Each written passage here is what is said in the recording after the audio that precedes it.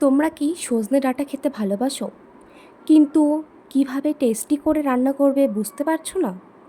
আজকে দেখাবো একদম সহজ একটা রেসিপি। এভাবে একবার বানিয়ে খেয়েও, খুব টেস্টি। ছোটোবেলায় মায়ের হাতে বানানো সজনে ডাঁটার ঝোলের একটা আলাদা স্বাদ ছিল, এখনও আছে। তাই আজকে আমি সেই একই স্বাদের সজনে ডাঁটার ঝোল বানানোর চেষ্টা করছি।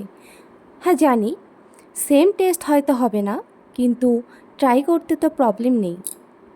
হয়তো টেস্টটা মায়ের হাতের মতো হবে না, একটু আলাদা হবে।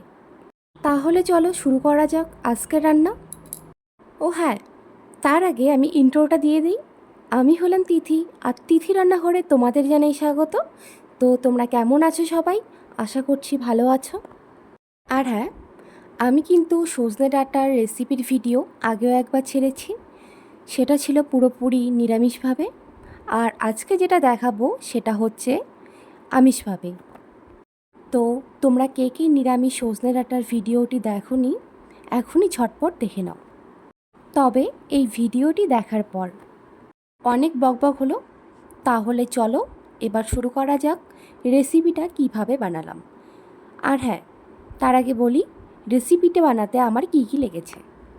লেগেছে একটা পেঁয়াজ, 6 থেকে 7 কোয়া রসুন, আদা, 6 থেকে 7টা কাঁচা লঙ্কা, একটা আলু, 2টা সজনে, হলুদ, জিরে গুঁড়ো, লাল লঙ্কা গুঁড়ো, টমেটো, ধনেপাতা কুচি, গরম মশলা, আর হ্যাঁ, লবণের কথা ভোলা যাবে না। প্রথমে আমি সজনেটাকে হাফ সেদ্ধ করে নেব।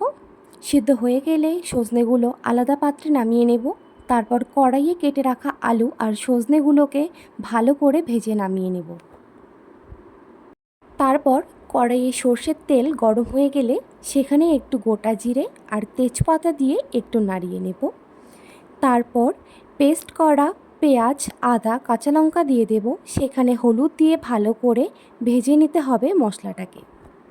মশলাটা যেহেতু কড়াইয়ের মধ্যে লেগে যাচ্ছিল, সেহেতু আমি একটু জল দিয়ে দিলাম। তারপর ভেজে রাখা আলু আর সজনে ডাঁটাগুলোকে মশলার মধ্যে দিয়ে দেব। তারপর স্বাদ মতো নুন দিয়ে ভালো করে কষিয়ে নেব। কষিয়ে নেওয়ার পর টমেটো দেব। তারপর জল দিয়ে ঢেকে দিতে হবে সেদ্ধর জন্য।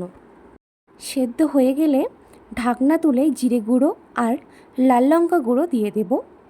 তারপর ভালো করে ঘেঁটে নিয়ে ধনেপাতা কুচি, তারপর গরম মশলা দিয়ে কিছুক্ষণ রেখে নামিয়ে নিলেই রেডি আলু সজনে ডাঁটার ঝোল।